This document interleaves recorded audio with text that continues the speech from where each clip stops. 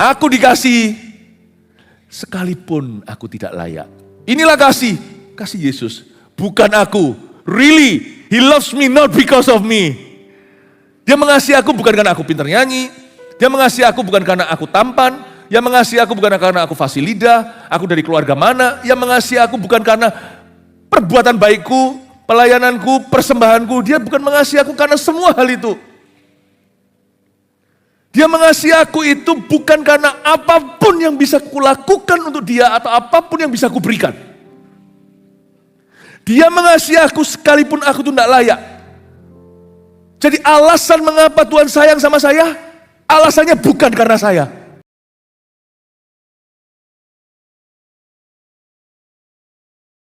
Kami rasakan kasih-Mu Tuhan di tempat ini. Kami merasa sebagai orang yang paling beruntung di dunia ini punya Engkau. Sungguh ini bukan basa-basi atau kata-kata klise. Ini bukan kata-kata yang sekadar spiritual.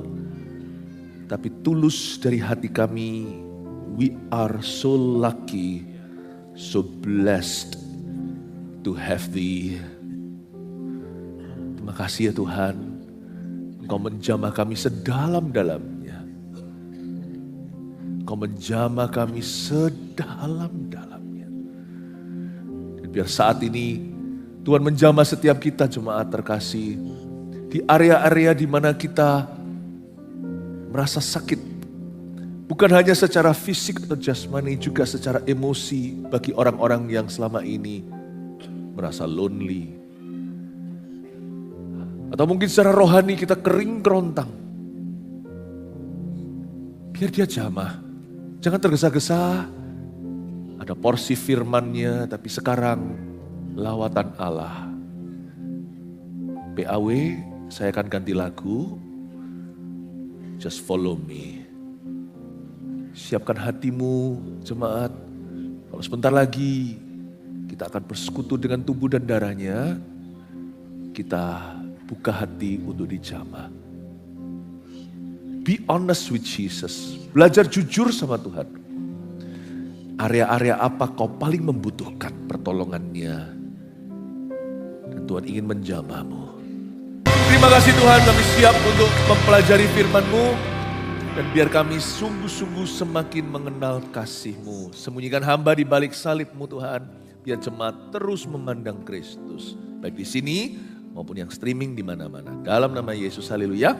Amin. Puji Tuhan, shalom semua. Jangan duduk dulu. Hari ini kita streaming di mana-mana.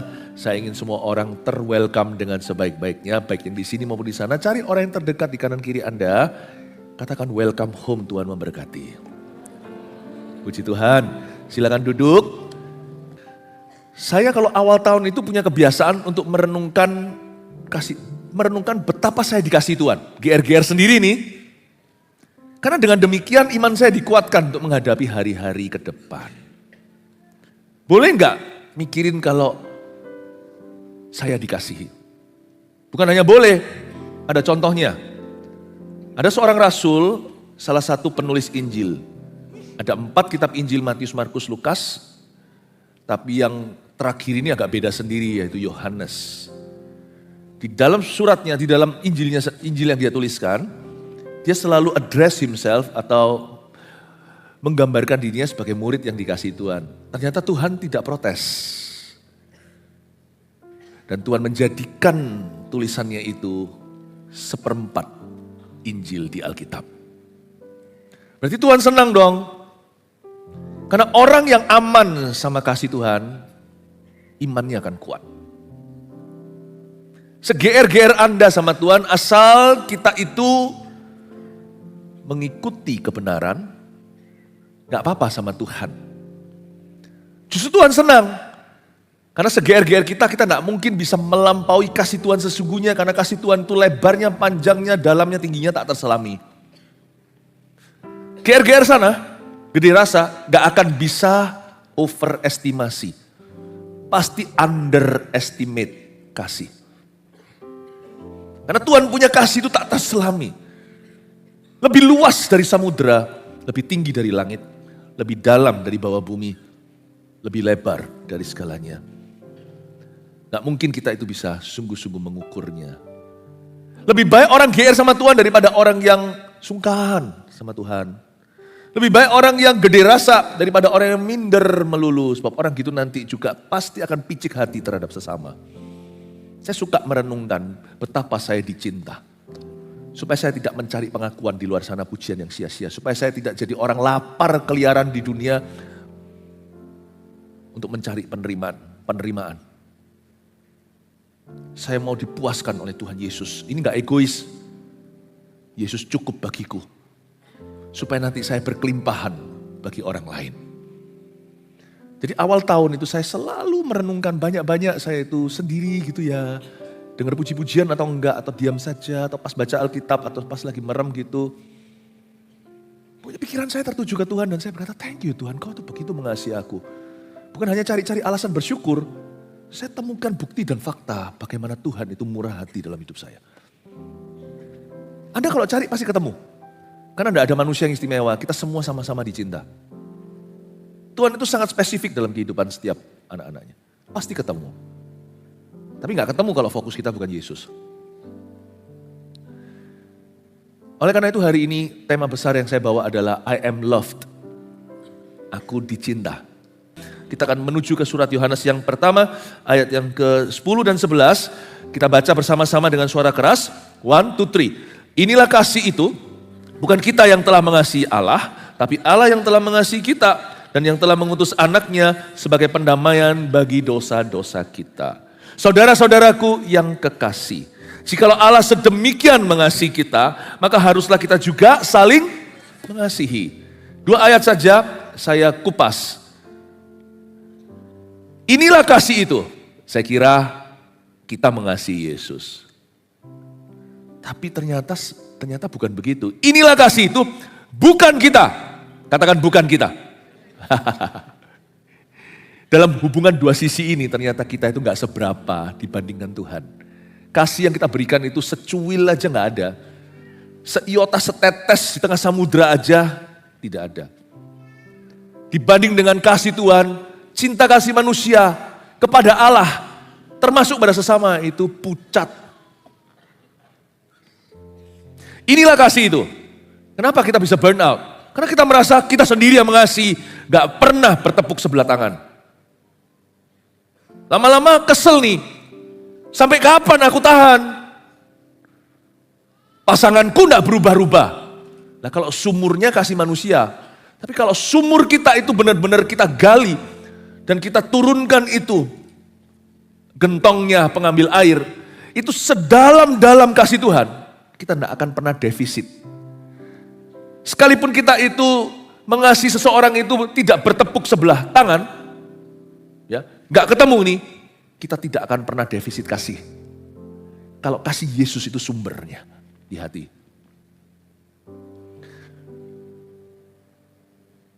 Kalau kita melayani itu juga seharusnya sumbernya adalah Tuhan. Kalau enggak nanti cari pengakuan, pembenaran, cari penerimaan, memancing-mancing afirmasi. Menurut kamu aku bagus enggak? Karena dia enggak aman, insecure kata orang. Jadi dia perlu kasih manusiawi. Dia perlu banyak-banyak filea. Kata Philadelphia seperti kota di Amerika itu artinya kasih persaudaraan. Tetap itu juga baik loh. Kita gak bisa hanya minum dari sumur agape only. Tapi harus mostly. Gak agape saja, tapi sebagian besar harus dari agape love. Kasih yang ilahi. Kalau enggak nanti kita akan frustrasi dalam hidup ini. Kita melayani kita rasa, kapan lu orang terima kasih? Kenapa aku gak dihargai? Lama-lama kesel sendiri. Orang burnout itu bukan orang capek. Kita semua capek. Tapi kalau sumber kita benteng-bentengan itu selalu kasih Tuhan. Ketika kita capek, kasih itu yang menyegarkan kita. Ketika manusia tidak bisa berikan kepada kita afirmasi, penerimaan, pengakuan, rasa aman, bertepuk tidak. Betul ya, tidak bertepuk sebelah tangan. Jadi kalau bertepuk sebelah tangan kan gini ya berarti ya. Betul ya? Oh enggak ya. Ini saya itu, maafkan saya di Indonesia cuma SD doang. Jadi sajak-sajak gitu gak ngerti. Jadi kalau bertepuk sebelah tangan itu berarti tepukan enggak? Oh enggak ketemu? Oh iya. Oke intinya ngerti lah pokoknya. Kalau kita merasa seperti orang tepuk tangan tapi gak ketemuan, bus, sama istri, sama suami, sama anak, lama-lama kesel loh. Kalau kita gak benteng-bentengannya ke Tuhan. Capek kita. Tapi Tuhan itu baik, karena Tuhan tahu kita ini debu tanah. Jadi sekalipun agape love itu the only thing that can heal, satu-satunya yang bisa menyembuhkan kita. Tapi Tuhan tetap akan kirim healing-healing dari orang. Waktu kita rasa seperti sudah seluruh dunia sudah ambruk di sekelilingku, mesti Tuhan utus satu tiba-tiba, seseorang yang tidak kau duga, untuk menghiburmu. Tapi ingatlah ya, jangan taruh harap pada orang itu, karena besok orangnya bisa berubah yang Tuhan utus. Karena kita harus percaya pada sumbernya, bukan pada alatnya. Kasih itu bukan kau yang mengasihi Tuhan.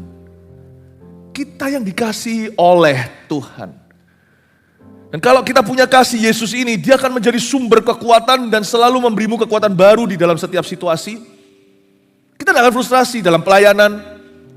Kita rasanya kita mengasihi CGL bisa frustrasi. Dia sebagai pemimpin ketua kelompok sel maksudnya.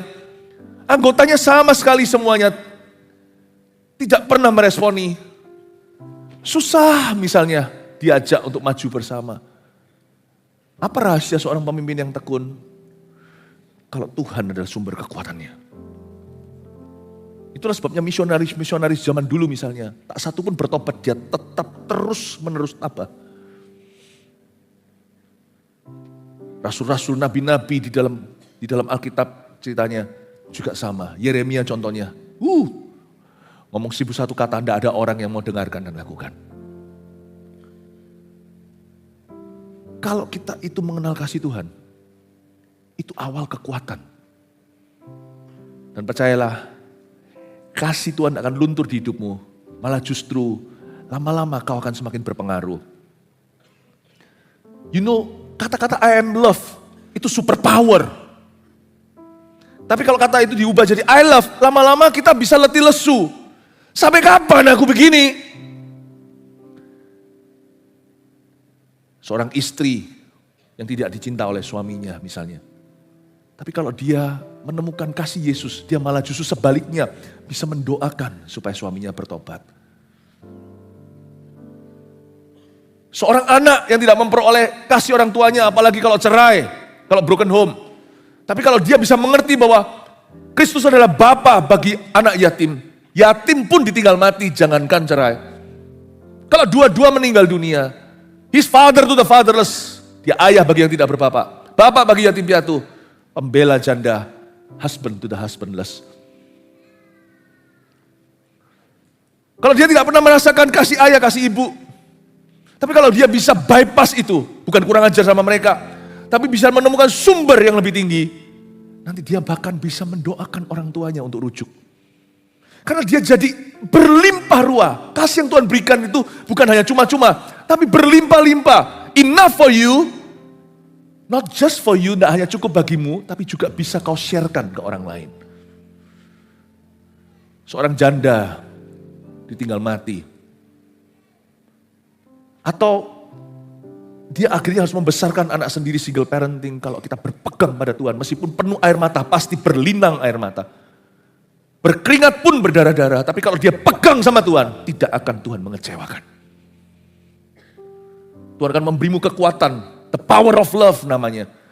Sampai pada titik di mana dapat dikatakan tentang dirimu, seperti orang bilang sama Naomi, berkatmu lebih dari 7 laki-laki. Naomi sendiri. Dan dia akhirnya gendong cucu, lewat Ruth dan Boaz. I'm blessed more than 7 men's blessing. Jesus is more than 7 men combined. Jadi Anda yang single parenting, jangan Anda hambar atau tawar. As long as there is Jesus, Tuhan Yesus itu bisa mengisi anything, kekosongan apapun juga. I am loved is a very powerful statement. Ini super powernya kekristenan. Aku dicinta. Jadi berani menghadapi singa. Daniel dibuang ke gua singa. I am loved. Dihadapi. Meskipun kadang-kadang mujizat tidak tentu terjadi. Sadrak, Mesak, Abednego sudah was-was, tapi dia tahu bahwa dia adalah orang yang dikasihi Tuhan. Dia berkata, Baginda, Tuhanku sanggup. Tapi andai kata dia tidak tolong aku tetap tidak akan tunduk pada patungmu. Whether in life or in death, dalam hidup atau dalam kematian. Kalau aku dicinta sama Tuhan, Tuhan akan tinggalkan. Kalau Tuhan tolong aku dari api ini, berarti saya survive, saya hidup lebih lama. Dan Tuhan akan beserta denganku. Tidak ada yang bisa memisahkan aku dari kasih Yesus. Tapi jikalau aku mati terbakar olehnya, di seberang sana, aku akan disambut oleh Tuhanku. Dia akan berkata, welcome home. Di tanah yang berlapis emas dan gerbang-gerbangnya dari semua batu-batu berharga. Ada di sana lambang 12 suku Israel. Welcome to my father's mansion. Orang yang dikasihi Tuhan itu punya keberanian yang tidak biasa. Orang yang tahu dia disayang sama Tuhan. Dia tidak akan takut apa-apa. Mari kita sekarang lihat kalimat ini. Inilah kasih itu, bukan kita. Meskipun mestinya kalimat yang lengkap adalah bukan kita yang telah mengasihi Allah. Tapi saya garis bawahi di Alkitab saya. Hanya sampai kata bukan kita. Inilah kasih itu, bukan kita. Inilah kasih itu, bukan kita. Maksudnya apa? Maksudnya gini loh. Aku itu dikasihi sama Tuhan. Meskipun aku tidak layak. Makanya itu ada kata-kata, inilah kasih. Tapi bukan aku. Aku dikasihi sekalipun aku tidak layak. Inilah kasih Yesus. Bukan aku. Really, He loves me not because of me. Dia mengasihi aku bukan karena aku pintar nyanyi. Dia mengasihi aku bukan karena aku tampan. Dia mengasihi aku bukan karena aku fasih lidah. Aku dari keluarga mana. Dia mengasihi aku bukan karena perbuatan baikku, pelayananku, persembahanku. Dia bukan mengasihi aku karena semua hal itu. Dia mengasihi aku itu bukan karena apapun yang bisa kulakukan untuk dia atau apapun yang bisa kuberikan. Dia mengasihi aku sekalipun aku itu tidak layak. Jadi alasan mengapa Tuhan sayang sama saya, alasannya bukan karena saya. Sebab kalau sungguh-sungguh mau diselidiki, apa karena aku atau bukan, lebih banyak alasan untuk tidak mencintai aku. Aku ini ngamuan. Aku ini mut-mutan. Aku ini tidak konsisten jalannya sama Tuhan. Kadang sungguh-sungguh, kadang jatuh. Aku itu pikirannya negatif, kadang jorok. Aku punya kebiasaan buruk.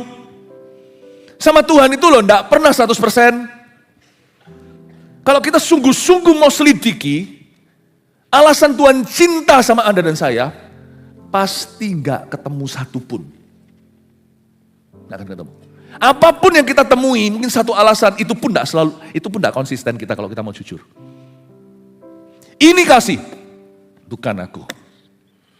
Bukan aku yang mengasihi dia, tapi dia yang mengasihi aku.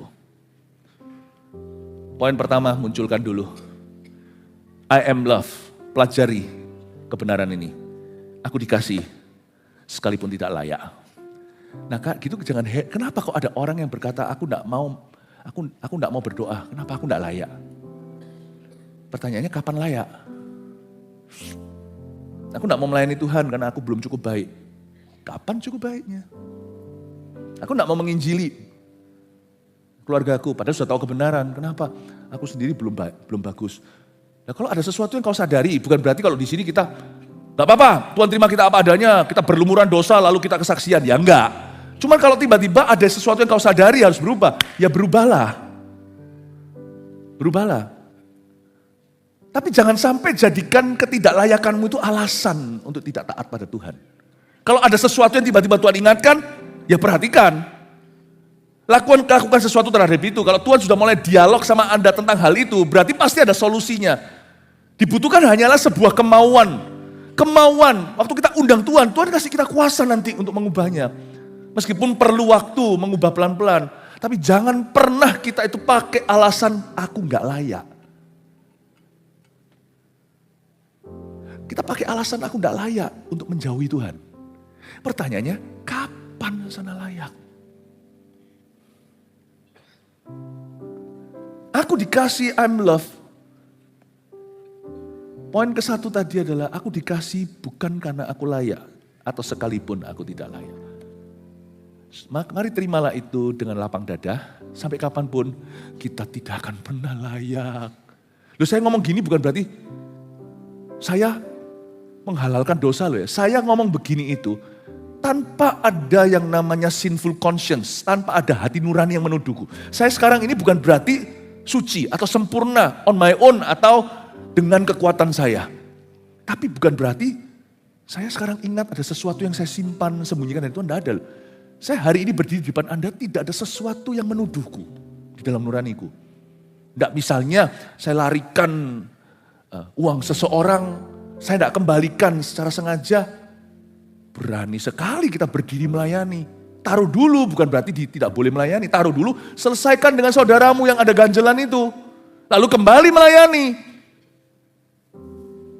Tapi meskipun hati nurani saya sekarang bersih, tidak ada sesuatu yang saya sengaja di depan Tuhan pun saya tahu. Sampai kapanpun saya pun tidak akan pernah layak di depan Tuhan. Aku dikasih itu berarti apapun yang Tuhan perintahkan pada kita. Kalau Tuhan suruh kita melakukan sesuatu, justru kita dilayakkan oleh Tuhan untuk melakukan itu. Bukan karena kita layak dulu, paham maksud saya. Jadi jangan pakai alasan aku tidak layak untuk tidak melangkah. Aku tidak mau dibaptis, aku belum layak. Loh, jadi kita bisa dibaptis, kita bisa layak tanpa dibaptis, tanpa pertobatan. Bukankah baptisan itu justru memberi kita kuasa? Setelah kita cetuskan bahwa saya milik siapa, kita melangkah di depan banyak orang, aku cetuskan seperti kita deklarasi perang. Bukankah justru di situ no turning back terjadi, di mana kita sudah berani ambil langkah meskipun kita was-was. Aku tidak mau kembali ke kehidupan lama, hidupku telah dikubur bersama Kristus di air itu. Ada orang yang berkata, aku mau, tidak bisa, aku merasa, tunggu sampai aku layak, aku baru mau dibaptis. Enggak akan datang hari itu Bapak Ibu. Sampai kapanpun saya tidak akan pernah layak, Anda tidak akan pernah layak. Justru kita itu dilayakkan. Suatu hari waktu saya memimpin PAW, waktu saya dulu masih sekolah di Kanada, saya pernah jadi PAW koordinator atau equivalent atau sama dengan PAW pastor. Itu saya sudah sekolah Alkitab. Ada satu orang datang ke saya, salah satu musisi. Dia bilang, di sana kita saling panggil nama sama-sama anak muda. Philip, I'm not worthy. Saya tanya dong, saya nggak boleh langsung orang bilang nggak layak lalu saya langsung layakkan. Nggak bisa, dia harus ketemu Tuhan kan, bereskan. Saya nggak berkata, nggak apa-apa, Tuhan pakai kita orang berdosa. Lalu kita tidak deal dengan isunya. Ya nggak boleh gitu, itu namanya sapu larakan atau semua sampah itu ke bawah kolong-kolong ranjang. Nggak bisa kita abaikan, tutup sebelah mata. Kalau memang jelas-jelas ada sesuatu yang nyata, yang konkret, yang menuduh dia. Yang membuat conscience atau nuraninya terganggu. Jadi saya tanya dulu sama orang itu, si A, saya sebut aja namanya, misalnya namanya apa? Namanya Superman gitu ya. Supaya ada kesamaan. Hey Superman, saya bilang. Apa yang membuatmu merasa gitu? Ya something I did. Ya well, aku gak mau kepo ya. Tapi karena aku youth pastor, saya berada di posisi yang betul untuk tanya kamu. Dua juga kamu mau ministry kan? Jadi harus beres dulu, saya bantu. Saya bukannya mau cari tahu rahasia orang, cuman karena saya bertanggung jawab. Ini tugas saya, jadi saya tanya sekali lagi, kamu bisa buka ngomong sama saya, secukupnya untuk kita deal dengan itu. Ya gini loh, aku jatuh dalam pornografi. Oke, good. Saya apresiasi Anda, kejujuran Anda bisa aja naik ke atas pura-pura. Tapi karena Anda jujur. Terus dia ngomong sama saya, aku enggak layak. Lalu saya bilang sama dia, terjadinya kapan? Dia beritahu. Oke, kamu sudah latihan, saya membuat satu keputusan yang sangat sulit. Karena hari ini pendirian saya tetap. Holiness itu harus ditegakkan. Tapi holiness itu tidak sama dengan, oke, kamu harus tak cuci dulu pakai deterjen sampai bersih. Sampai kapan? 10 tahun? 20 tahun? Gak akan bersih-bersih. Saya bilang sama dia, kamu hari ini tetap pelayanan. Kaget dia. Karena kamu udah ngaku, kalau kamu ketemu malah justru saya skorsing kamu. Saya bilang, kamu pelayanan. Karena dia bukan mengambil posisi tertentu, ya, dia di posisi yang oke, saya bilang sama dia, karena kamu ngaku, ayo kita doa Tuhan sucikan. Dia nangis loh. Dia nangis. Terus saya, kenapa Philip? Kenapa kamu izinkan saya? Saya bilang, yang perlu pergi itu dosamu, bukan ministrimu. Dia lihat saya. Kamu pelayanan karena saya sudah tahu kamu sudah memberitahu pada pemimpinmu. Kamu pelayanan dengan diam, anteng, lalu selesai. Mari, deal with your problem. Saya bilang yang perlu pergi itu pornografi, bukan ministrimu. Tapi kalau terus-menerus ini terjadi, you harus pilih mau lifestyle itu atau lifestyle ini. Dia melayani hari itu, saya melihat orang jadi tahu deh apa ketipung. Ya kalau dia jadi WL-nya bukan berarti ada strata, cuman ada hal-hal tertentu yang membuat orang itu jauh lebih berat untuk melayani dalam kondisi hati tertentu. Ini bukan mencuri kemuliaan Allah, karena saya sudah tahu, saya beritahu sama gembala saya waktu itu. Sama-sama kita agree dapat restu, go ahead kamu melayani. Lalu habis itu kita kaji. Waktu selama main ketipung itu, nangis full dia, nangis. Hari itulah pembebasannya dia. Setelah hari tersebut, dia kesaksian sama saya. This happened a long time ago. Dia berkata, aku tidak jamah pornografi lagi, karena aku dikasihi. Dia berkata, aku ngerti kata-kata itu dari pemimpinku, yang perlu pergi itu dosanya, bukan pelayanannya. Tapi kalau dia terus-menerus main-main sama Tuhan, lama-lama saya yang buat dia pergi dari pelayanan. Paham maksud saya? Keputusan yang sulit diambil oleh pemimpin. Karena itu doakan pemimpin-pemimpinmu harus membuat keputusan yang jujur sama Tuhan, jujur sama jemaat, jujur sama orang. Tapi kalau ada orang yang berkata, orang gitu kok suruh pelayanan. Tak kasih batu. Kamu gak pernah dosa, lempari dia. Saya jamin satu-satu pergi. Karena kalau mau diekspos satu-satu, none of us is worthy. Tidak satu pun layak di hadapan Tuhan. I am loved, I am forgiven, I am repentant. Aku dicintai, aku diampuni, dan aku bertobat dari dosaku. Hari itu adalah hari pembebasannya. Setelah itu orang itu tidak pernah punya isu itu lagi. Tapi Tuhan telah membebaskannya. Saya kasih satu cerita sederhana bahwa aku dikasih sekalipun tidak layak. Tapi setelah itu setiap minggu saya suruh dia report ke saya. Tapi habis itu tidak pernah lagi ada report yang negatif. Dia berkata, thank you, you have set me free. Bapak ibu saudara, saya ingin mengatakan kepada Anda, tidak ada seorang pun di antara kita hari ini yang layak di hadapan Tuhan. Bukan berarti kita menyimpan dosa loh ya. Bukan. Dosa itu konsekuensinya berat. Tapi saya berkata, pentingnya kejujuran. Pentingnya ketransparanan. Dan waktu kita jujur transparan sama Tuhan, Tuhan itu tidak akan tuduh kita dan maki-maki. Tuhan berkata, niatmu baik, kamu jujur dan apa adanya. Aku akan pulihkan kamu. Aku akan pakai hidupmu bukan karena kamu worthy, but because you repentant, karena kamu bertobat, bukan karena kamu layak. Aku akan melayakkan kamu. Amin Bapak Ibu Saudara. Lihat kalimat berikutnya, saudara-saudaraku yang kekasih. Lanjutkan dulu ayat 10. Inilah kasih itu, bukan kita yang telah mengasihi Allah, tapi Allah yang telah mengasihi kita dan yang telah mengutus anaknya sebagai pendamaian bagi dosa-dosa kita. Ini ayat yang saya pegang waktu saya urusi orang itu. Makanya ayat ini saya khotbahkan hampir 30 tahun kemudian. Saya bilang sama dia, Yesus anaknya sebagai pendamaian bagi dosamu. Go, kata Yesus pada wanita yang tertangkap basah berzina. Aku pun tidak menghukummu. Go and sin no more. Pergi dan jangan kau berdosa lagi, itu lebih penting. Tak seorang pun di antara mereka melemparimu batu kan? Tak ada satu pun yang kuizinkan untuk mendakwamu. Go, pergi dan sin no more. Ayat 11, saudara-saudaraku yang kekasih, jikalau Allah sedemikian mengasihi kita, maka haruslah kita juga saling mengasihi. Saya bedah ayat 11 ini untuk memasuki poin-poin berikutnya. Saudara-saudaraku yang kekasih, coba katakan, saudara-saudaraku yang kekasih. Coba katakan sekarang lagi yang versi lebih singkatnya, katakan kekasih. Orang yang dikasih oleh Tuhan, mau tidak mau akan menyandang gelar seorang kekasih. Dan respon yang paling tepat bagi seorang kekasih sorga adalah berterima kasih. Saya jadi ingat minyak narwastu.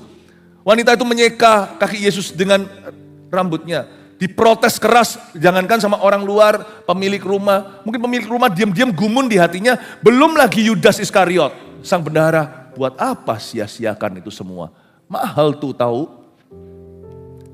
Tapi Yesus langsung membela wanita itu. Ada dua insiden, ada beberapa insiden yang mirip. Yesus juga pernah mengusir 7 roh jahat dari seorang Maria Magdalena, seorang perempuan yang tidak, bahasa Surabaya yang tidak genah. Dan Yesus ngomong begini, hai Simon yang punya rumah, ini bukan Simon Petrus, dia berkata, aku masuk dari tadi aja, cuci tangan aja gak kamu beri. Wanita itu mencuci kakiku dengan minyak, simpanan seumur hidupnya. Minyak narwastu adalah minyak yang disimpan oleh wanita itu karena wanita ini wanita tidak baik, tidak benar. Dia mendambakan suatu hari dia ketemu sama pria yang bukan pria belang. Dia kira nanti akan waktu dia ketemu calon suaminya mungkin dia pecahkan itu sebagai kado dalam pernikahannya sekaligus seperti penerimaan, pengampunan. Aku suatu hari akan ketemu pria ideal yang tidak lagi mencintai aku karena tubuhku. Tapi yang akan mencintai saya apa adanya. Dia tidak ketemu manusia kayak gitu. Justru dia ketemu Tuhan. Dia merasakan lihat pengajaran Yesus dan teladan, dia merasakan penerimaan sorga atas hidupnya. Tapi dia tahu dia tidak layak. Itu dipecahin.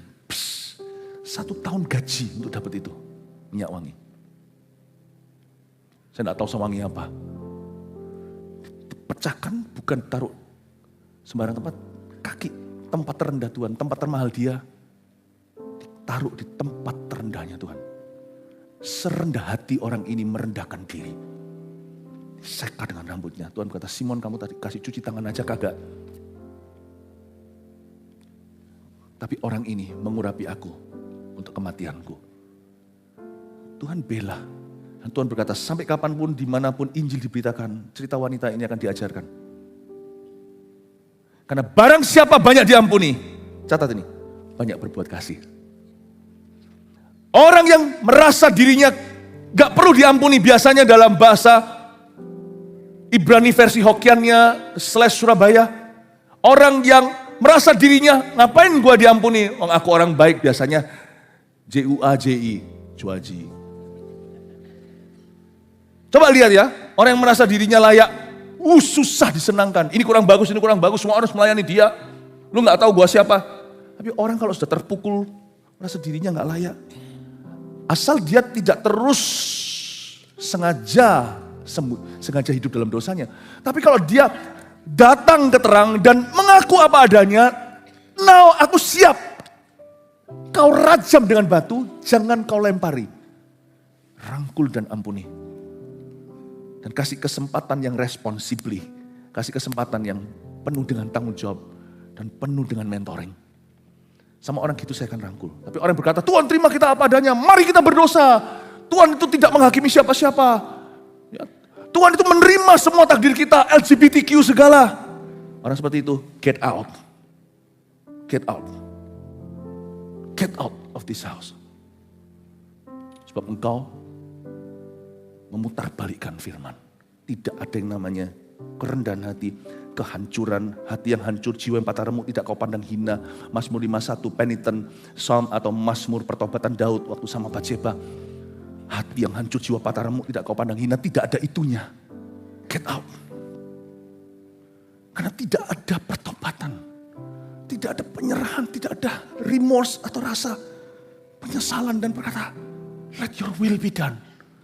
Kalau memang Tuhan suruh aku, kata Daud, suruh Simei untuk lempari tanah, biarin, jangan kau jamah dia. Memang aku gak layak, biarin dia. Kalau memang Tuhan suruh dia hukum saya, let it be done. Tuhan malah justru lihat itu kasihan. Daud, aku akan angkat kamu. Luar biasa gak? Justru nanti aku bisa pulihkan reruntuhanmu. Dari Batseba yang sama akan keluar Salomo. Turun. Mesias Yesus Kristus. Bukan berarti Tuhan pro dosa. Tapi Tuhan pro pertobatan. Pertobatan yang sungguh-sungguh Tuhan akan ubah. Dan Tuhan masih bisa membuat satu miracle, keajaiban. Dia bisa memulihkan buluh yang sudah patah terkulai. Sehingga tidak dipatahkan. God is so wonderful and powerful. Bukankah sepatutnya kita berterima kasih sebab orang yang banyak diampuni akan banyak berbuat kasih. Jadi saudara-saudaraku yang kekasih, Yohanes mengingatkan mereka bahwa kalian telah menerima banyak kasih, sepatutnya kalian berterima kasih. Makanya gelarnya adalah seorang kekasih. Mau tahu seorang Kristen yang diampuni betul dosanya? Lihat, hidupnya penuh syukur enggak? Tapi Kristen yang arogan kelihatan dia seperti kacang yang lupa kulitnya. Ada ayatnya di Alkitab juga di Perjanjian Baru, jangan sampai kita lupa diri bahwa kita sudah diampuni. Seorang Kristen yang sungguh-sungguh sudah diampuni dosanya, Anda akan nampak jelas manifestasi ini. Dia akan mendemonstrasikan sikap yang berterima kasih. Dia tidak akan susah untuk diserangkan.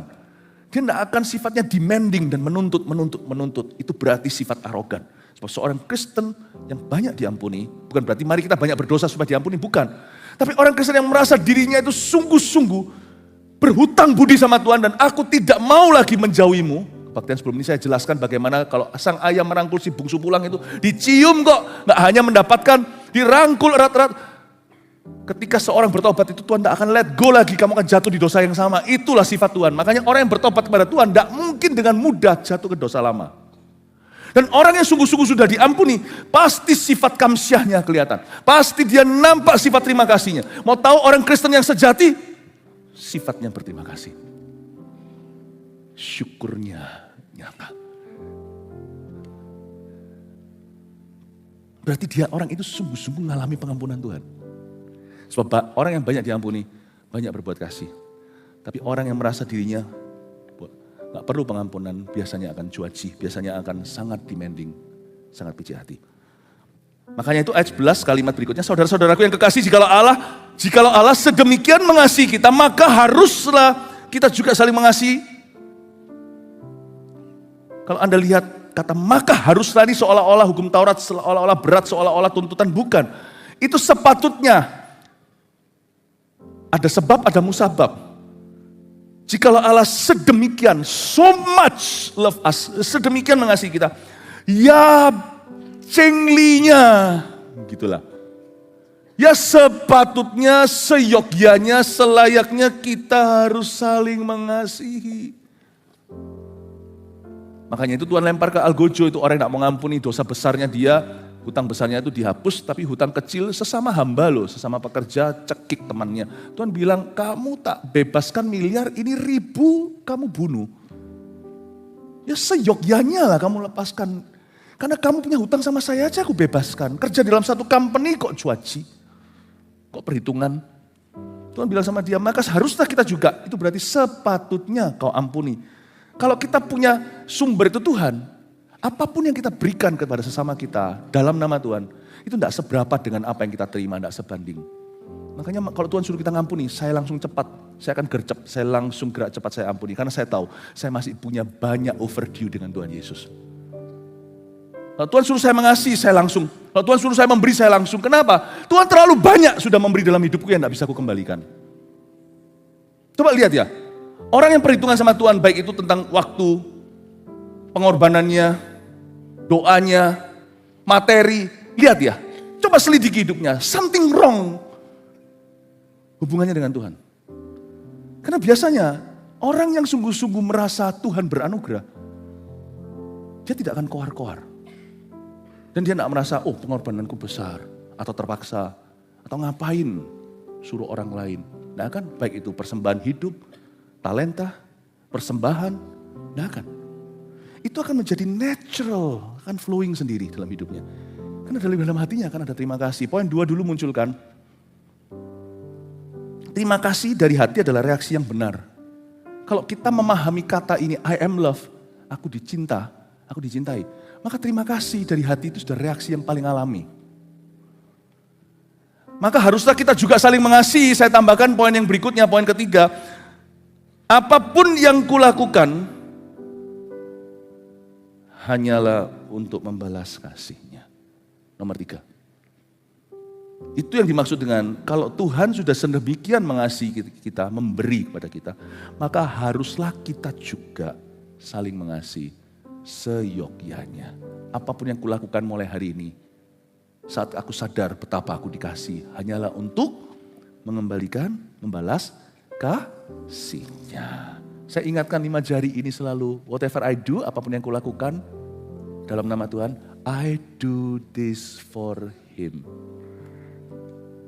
Setiap kali saya melihat tangan saya sendiri, saya ingat, I do this for Him.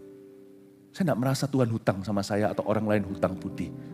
Kalau saya bisa lakukan sesuatu untuk orang lain berbuat berbaik, memperhatikan orang lain, sesimpel memberikan secangkir air segar, atau hanya say hello, how are you ketika orang kesepian. I do this for Him, saya lakukan ini untuk dia. Saya tidak merasa saya harus dapat pamrih 30, 60, 100 kali ganda apa. Enggak, apapun yang saya lakukan, Itu sudah jadi garis bawah, itu sudah menjadi prinsip kehidupan. Whatever I do dalam Kristus sejak saya lahir baru, I do it for Him. Lebih tepatnya, I do this because of Him. Mana dia? Amin Bapak Ibu Saudara.